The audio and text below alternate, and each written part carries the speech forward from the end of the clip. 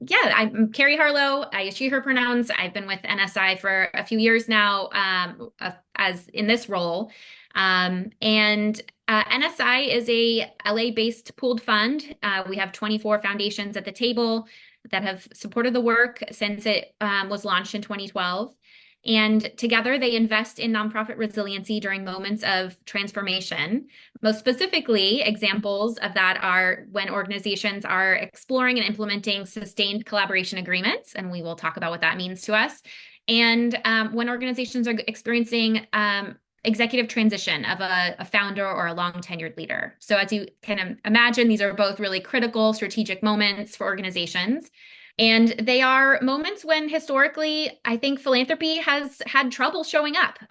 We have noted that there have been, times of practices, organizations, or foundations rather, that have taken wait and see approach, have felt like, uncertain about an organization during these moments. And we're looking to reframe that. We want organizations to feel emboldened to apply funding and have the resources to invest in their own organizational development during these moments. And there are really wonderful opportunities to invest in organizational resiliency. So we're trying to reframe that narrative and think of it as this is a strategic tool in the nonprofit leaders toolbox. And we want to make sure that that NSI is a resource for you, whether or not it's, applicable today or even in 5-6 years, that you think back and you're like, oh, you know what? This would be a good time to call NSI, right? So hopefully we can plant that seed today. Thank you. This is just representative of the foundations that have supported NSI since its founding, and you can see probably many foundations here that you're familiar with. And they all have different approaches to their own individual grant making, and that's the beauty of NSI, is that they can come together by way of NSI as an intermediary to support these activities. And provide technical assistance that's sort of specific to these areas. So this is representative of our activities as NSI. So just to give you a quick overview, we have two areas of grant making, which those two top boxes represent: the Sustained Collaboration Fund and the Executive Transition Fund. Within both of those funds, we have multiple phases of grant making. So the Sustained Collaboration grants, they come to support exploratory, so the initial process of considering alignment and doing the due diligence that is needed to make a decision on behalf of your organization, potentially some planning support, and then, of course, the implementation support. On the executive transition side, similarly, we make investments through both transition preparation and planning that precedes the departure of the long tenured leader, and then also the implementation, right? That acute moment of transition, and then onboarding support of that incoming leader for the first year of their tenure. So, but beyond the grant making, we do a lot as well. So NSI is staffed by myself and Otha Cole, he had experience working at Community Partners, so has a great org development lens. He also helped launch the Play Equity Fund at L84 and has wonderful experience as a fundraiser. So he is a great resource for nonprofit leaders that are interested in learning more about this. As well as myself, I take a lot of these calls just to kind of help leaders think through, like, is this a right time for us? What should we be thinking about? Who should we be considering when we're thinking about prospective partners? All these conversations. So that's some support that we provide. We also have a partnership with Public Counsel to provide pro bono legal counsel for nonprofits, because we know that can be a really big barrier for organizations. It's a big expense. And then there's more. I can talk a little bit more about our executive transition cohort in a bit, but we also have been partnering with Center for Nonprofit Management on workshops. Of course, this wonderful partnership with VNR to do workshops. So that's our goal, is to just kind of get this out and make sure that nonprofit leaders are able to use the resources that we have. And that's the last box there on the right and the bottom. We have 2 consultant rosters on our website. I'll share with you a little bit more about some of these resources that we host on our site at the end of this session. So I just want to set the stage by defining what is sustained collaboration. It's kind of a jargony term. What are we talking about here?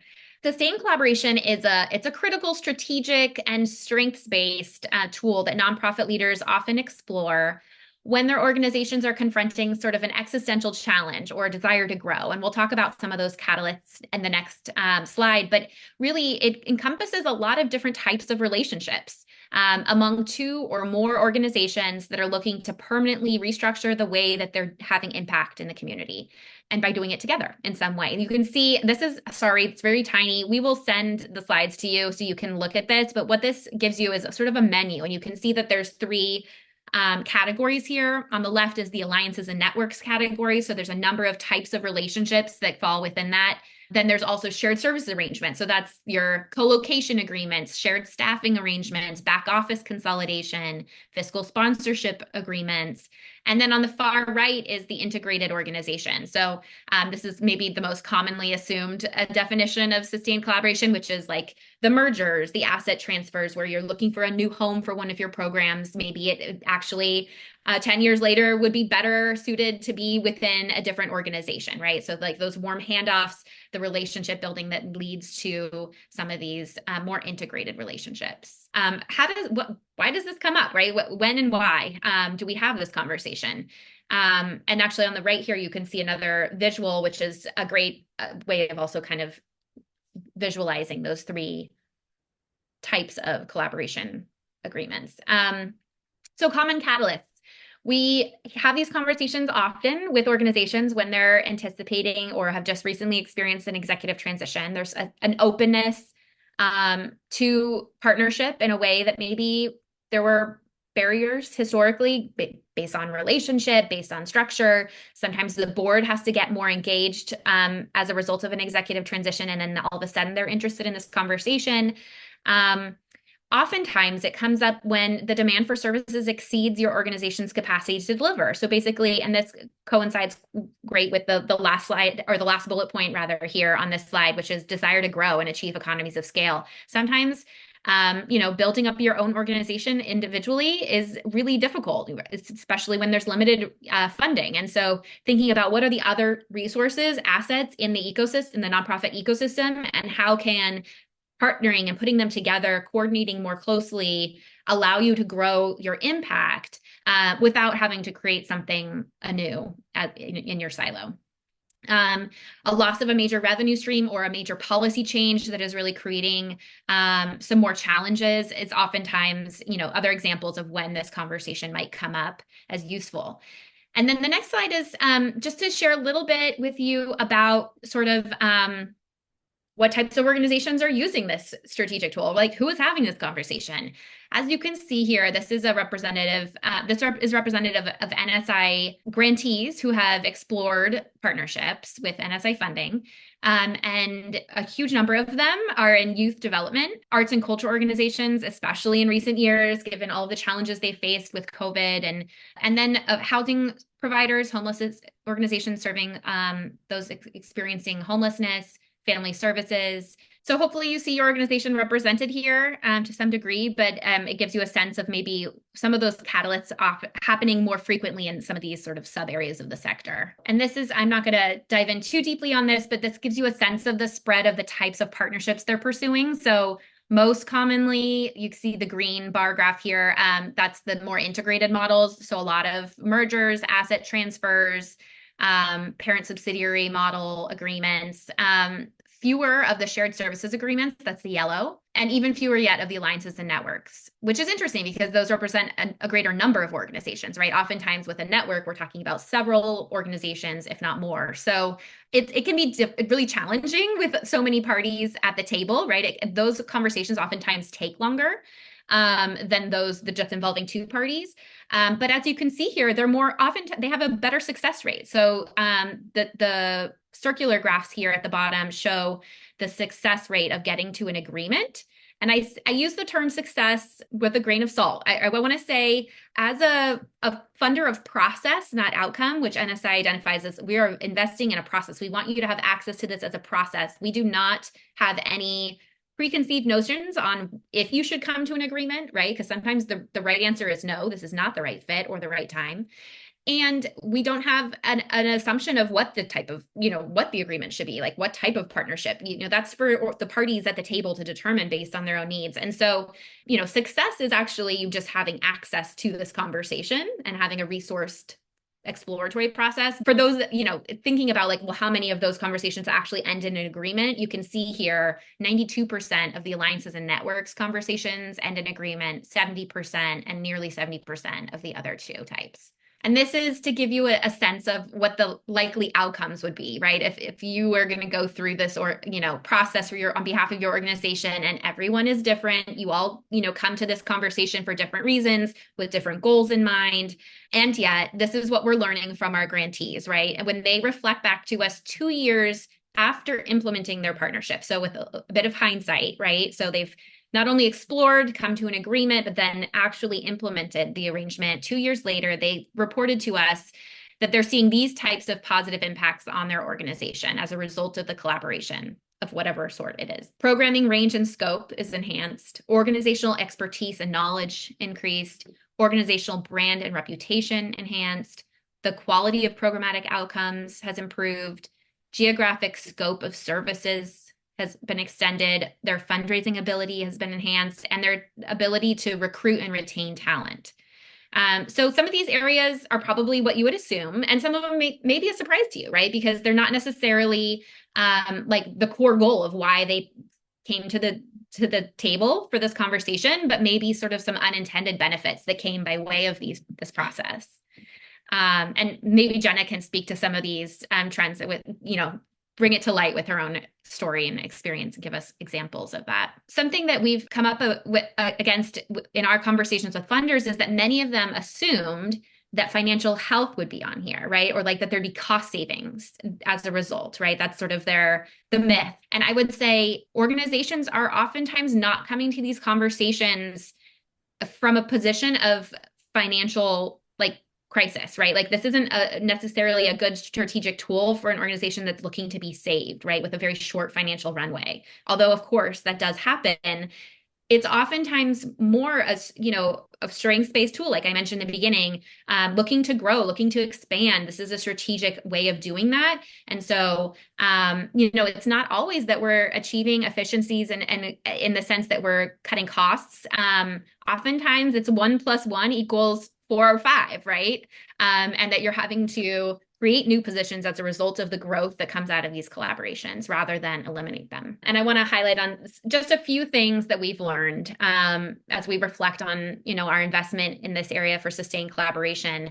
The first is that, and I've mentioned this, sustained collaboration can be a vehicle for strategic change, help organizations establish or expand programs, develop new efficiencies through shared assets, create policy wins, encourage innovation, and produce better quality outcomes for clients and the community, right? So this is the story we're trying to tell. This is the reality. It's not organizations that are looking to be saved, right? And that I think is important framing, especially when we're talking about changing funder behavior, right? So as you talk about this with your funders, you use words that are, language that sort of shares with them that this is a strengths-based strategic investment and it's something that they want to be participating in, that they want to be resourcing, rather than something that might signal to them, oh, this organization is in crisis or, looking to be saved in some way, right?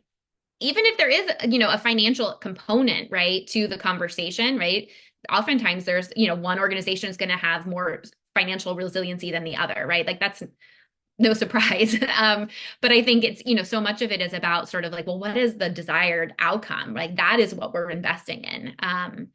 The second one is power dynamics, conflict, unrealistic expectations, poor management, and misalignment can undermine those goals, right? So it's critical to engage a neutral third-party facilitator for a rigorous due diligence process. And this is a big piece of what we fund, right? So our exploratory grants predominantly go to covering the costs of that neutral third-party facilitator because we know it is so, so critical. Like it's not easy to get through these conversations, even if you have existing relationships, built trust in the past, right? These can be uncomfortable conversations and it should be in some ways, right? Like, because you want to make sure you're addressing all those issues, right? If there's power dynamics in the room, you want to be able to talk about them. And sometimes it's just easier with someone who, is neutral so that you can represent the interests of your own organization rather than having to hold process for the whole. And B, so that you have like sort of a someone who can guide you through that's been through this before, right? Someone who can anticipate where the sticking points might be, who can build a process to make sure that it's realistic, and who can give you a menu, right? Like you don't even sometimes often know the full suite of potential collaboration models to even examine when you're thinking of, okay, what's the structure that might hold us best? And then the third one is that even those organizations who don't come to an agreement as a result of their due diligence report positive outcomes and learning for their organization having gone through it, right? So no one says, I mean, sometimes they're like, yo, no, that was a big investment of our time. But as a result, we learned XYZ. Oftentimes they come back to us years later with a different partner because there's always an increased likelihood for them to pursue future partnerships once they've been through it. And Jenna can speak to that for sure. But it's less daunting, right? When you know what you're getting into. I'm going to segue to a story so that Jenna can share how she's engaged in this work as a nonprofit leader herself. And I want to just mention, I didn't spend a lot of time on the Executive Transition Fund because, we wanted to spend most of our time on the Collaboration Fund today. But I will at the end share a bit more about that and some resources. So stay tuned if you're also curious about that. Jenna, thank you so much for being here and partnering with me on telling the story of NSI. ONEgeneration has been through this exploratory process more than once, but most recently with Sages and Seekers. They came to NSI for support to be able to hire a neutral third party to facilitate the process on their behalf, even though they had been through it before. So they had some internal expertise on this, even with that, recognize the value of having that neutral facilitator. And with that, I'll let Jenna, I don't want to steal the show, so I'll let her tell her own story, but thank you again for being here. Thank you, Carrie. And I think because we have been through similar exploratory and program implementation projects in the past, that is why we recognize the value of bringing in a neutral third-party supporter to help us through that process. But I could talk about that a little bit as well. So like Carrie mentioned, I'm Jenna Hauss. I'm with ONEgeneration. For those of you who are not familiar with our organization, we have been around for over 45 years, supporting older adults, primarily children and families throughout the greater San Fernando Valley, and most recently also expanding throughout LA County. We're most known for our intergenerational work that we do, and we embed within all of our programs and services, including an intergenerational shared site that bring together our older adults that have cognitive impairment like dementia, Alzheimer's, with young children ages 0 through 5 in a shared setting. So the children and seniors come together throughout the day. Also, with a lot of the different programs that we have intergenerational components to it as well. In 2016, we partnered and purchased the license to be able to offer this program called Sages and Seekers, which at the time, we didn't know much about it. We just knew that this was an 8-week curriculum-based program that allowed for us to partner with local high schools and our existing senior centers, bringing together our active and independent older adults with our youth. So we were expanding the intergenerational reach to more active older adults that didn't have cognitive impairment and our youth that was getting ready to transition after high school. And we had this license and we offered the class for many, many years. And then, so Carrie, I'll just kind of share my story. So, and then in 2021, I think it was 22, the pandemic years sort of all blurred together. The founder and creator of Sages and Seekers, former executive director Ellie Katz, and I, we had definitely gotten to know each other as two intergenerational nonprofit organizations. There's far and few of us, so we tend to kind of stick together and support one another beyond, any type of like organizational changes, just sort of programmatically supporting each other. So we were having lunch one day and Ellie had approached me and said, Jenna, I'm looking to maybe step down as executive director. And I don't know, would you like to come and be the executive director for Sages and Seekers? And, me being the ED of ONEgeneration, I said, well, and jokingly, I said, Ellie, no, I can't, I don't want to do that. But saying it not seriously, I said, but ONEgeneration can take it over. Not really thinking much about it, thinking, oh, it's just kind of a light conversation. And then about a year or so later, she called me up and said, remember that time we had lunch and you had joked about, ONEgeneration taking on Sages and Seekers. She's like, how serious were you? And I was like, well, if you want to have that conversation, let's go for it. Because Ellie had already started her transition to explore different options for her organization as she got ready to retire and step down in her role as ED. So she had engaged with her own independent consultant, Jonathan Ziegner with JZ Consulting, and he had helped her identify different various options for exploring what's going to happen to her program as she steps down as the founder and creator of the organization. And with that came these 4 different options, one being hiring a new executive director to replace her, merging or integrating with another organization, converting the organization into a private licensed entity with reduced infrastructure and overhead, or just sunsetting the organization. So at that point, that's when Ellie sort of introduced me to Jonathan.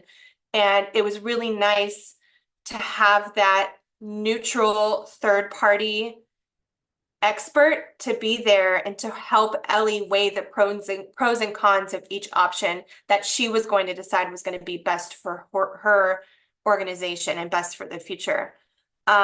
So, after some meetings and further conversations with our CFO, our board chair, and mind you, these conversations were all happening,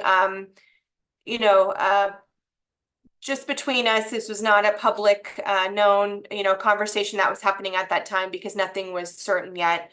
But it was at that time that Jonathan, this was probably around December, January of 2023, 2024, when Jonathan brought to the table this wonderful resource and tool that we had no idea about called NSI. And we're like, what is that? So, we looked into it and we're like, this sounds too good to be true. There's a fund out there that will support what we're exactly trying to do to explore the possibility of an integration or a merger with our 2 organizations. Now, as Carrie mentioned previously, we have had previous mergers integration in the past. In 2018, we merged with Grandparents as Parents, which is a kingship care program. They were in a little bit of financial strain at the time. A member of our board of directors was also on their board of directors, and they were getting ready to sunset. Grandparents as Parents is another intergenerational program that cares for grandparents who have custody or trying to obtain custody or guardianship of grandchildren. And, they didn't want to see the program go because it was so impactful, so helpful for kinship households in LA County. So we took it upon ourselves to sort of integrate and merge with them before they were going to shut down to keep the program going. But we had no support.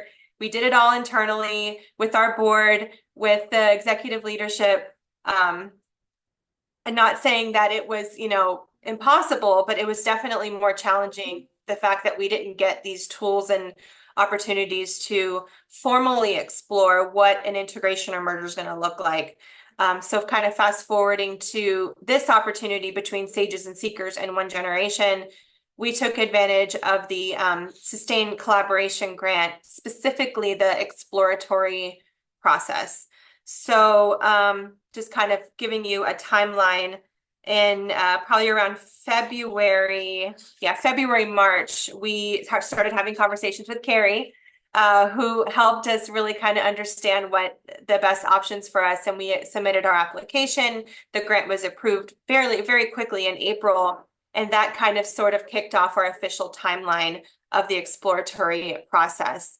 Now, the previous integrations and mergers that we had at ONEgeneration, it was before my time as CEO and president. So I am coming at this with a very new lens, and this was something I had never done before. So that was even more of a reason why I appreciated the tools and resources that Carrie and everybody at NSI and Jonathan were able to support. Yeah, kind of moving forward in our timeline with the official grant being approved with NSI, we were able to move forward with the due diligence process.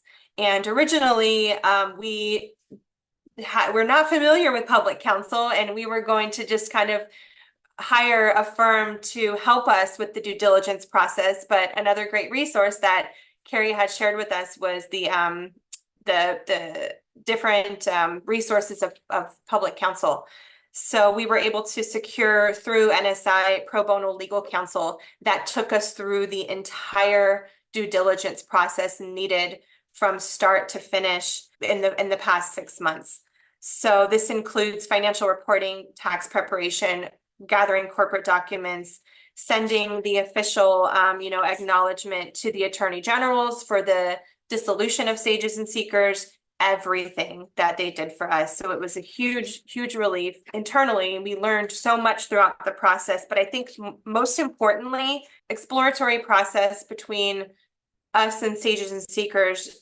I think that the biggest impact was having those third-party experts between our pro bono public counsel legal experts and then also our third-party consultant, Jonathan, to be able to approach and provide expertise and opinions from an outsider's perspective, because, here I am and LER, we're two people with the same heart, and we just want to provide good things to the community.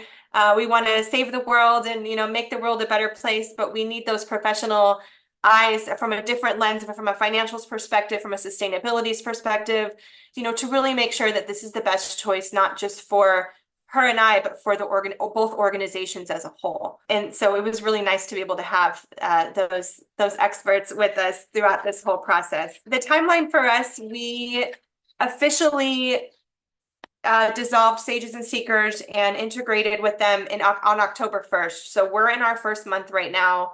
The founder and creator, Ellie Katz, we've signed her on as for a 6-month period as an executive consultant to kind of help us through any unforeseen challenges, any questions that we may have missed during the exploratory process. So we're excited to continue on this journey with her. I also find it very important. I want to make sure that we're, continuing to push forward with her mission and her vision, because, she's created this wonderful organization that's been so successful over the years and has the potential to continue to grow. And I think that was another decision of why we would want to, they would want to integrate into ONEgeneration. We're a much larger organization. Their annual operating budget was about $200,000 a year, and we're at about 16 million. So we had more resources. Going to one of the slides that Carrie had shown before about the impact for talent, talent acquisition and talent recruitment and retention. We come with a lot of additional resources that Ellie and her team didn't. They had a program manager who was handling fund development, social media, intakes, Zoom, everything, where we have dedicated teams that can help with that. So it's been sort of a relief for them, I think, that we are able to say, hey, let's share our resources with you. Let's build out your social media. Let's build out your marketing, fund development efforts, et cetera, et cetera. So when we go to report in 2 years, Carrie, we'll definitely have positive things to say.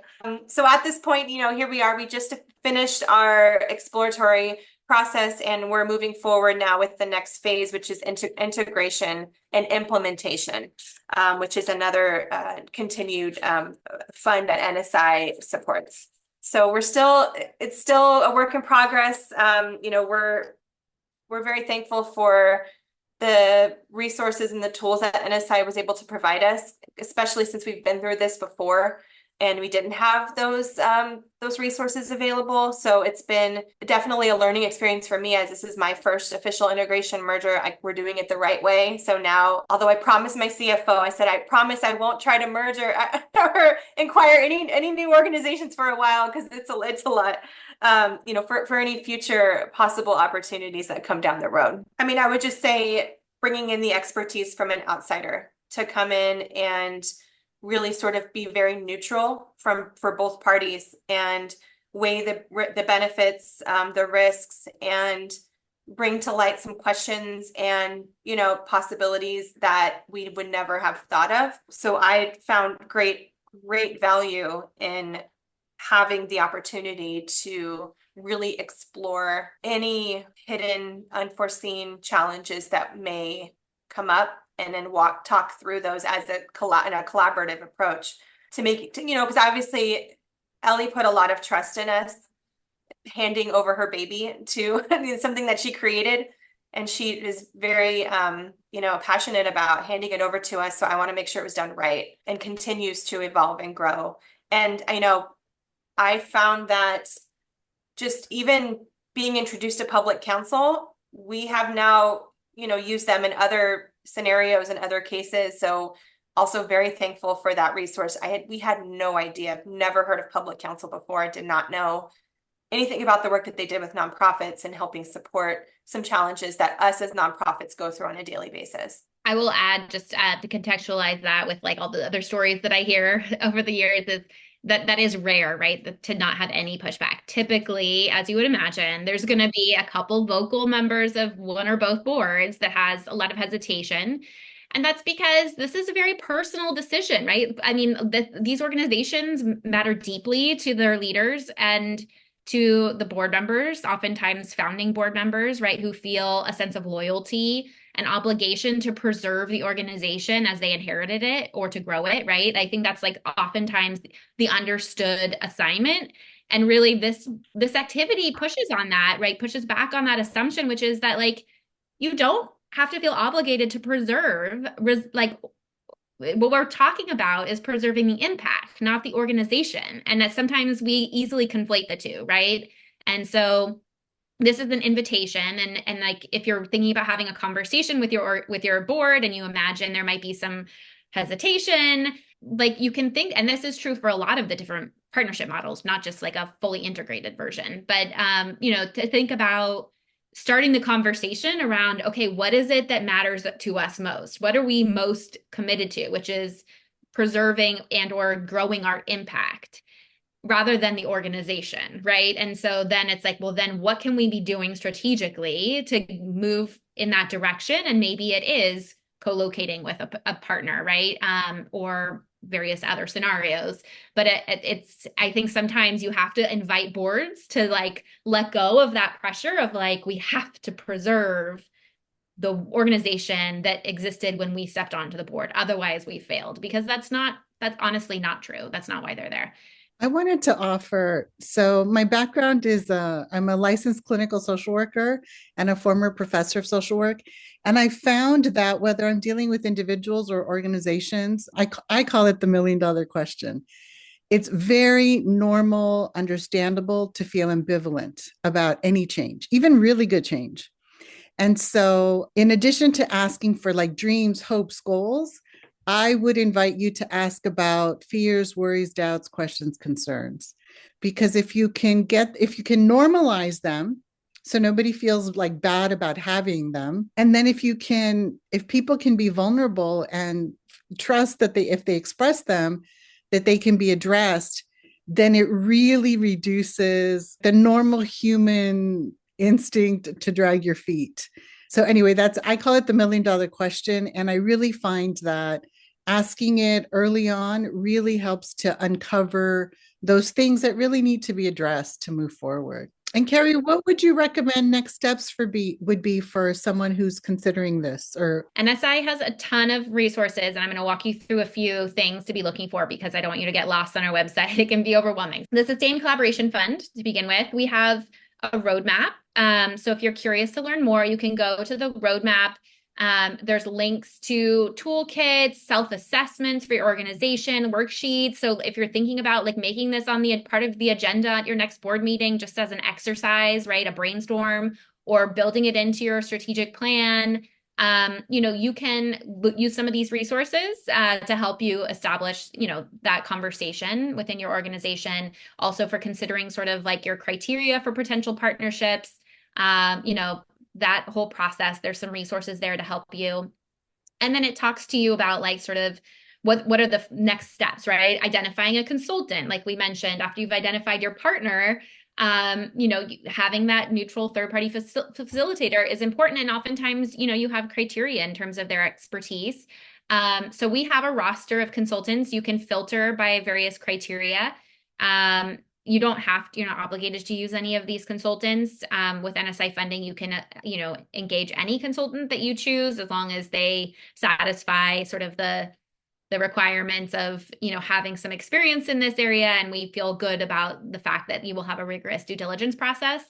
So anyway, those are some resources on our website.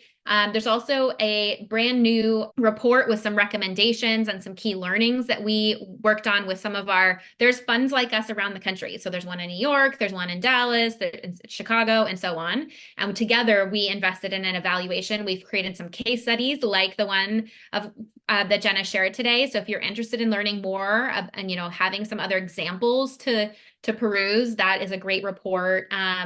And I'm happy to share the link to that as well. The Executive Transition Fund, we also have a roster. So that's what you're seeing here on the left of consultants, that not just recruiters, but consultants that can help you with transition planning, succession planning, executive coaching, all the board development, all the things that come up when these conversations are bubbling up in your organization. There's also a roadmap there with some key considerations and key conversations to be having with your board in anticipation of that moment. And what I love this as a tool, a video library. So just like felt so good to hear from Jenna, a real person with a role maybe that's similar to yours, talking about like, this is what it looked like. It's really nice to hear from a peer and in reflection, having just gone through it themselves. And so that's what this is here for. You can hear some stories from board chairs and from outgoing leaders and incoming leaders about some of the key things that happened to them during their executive transition. So those are resources for you.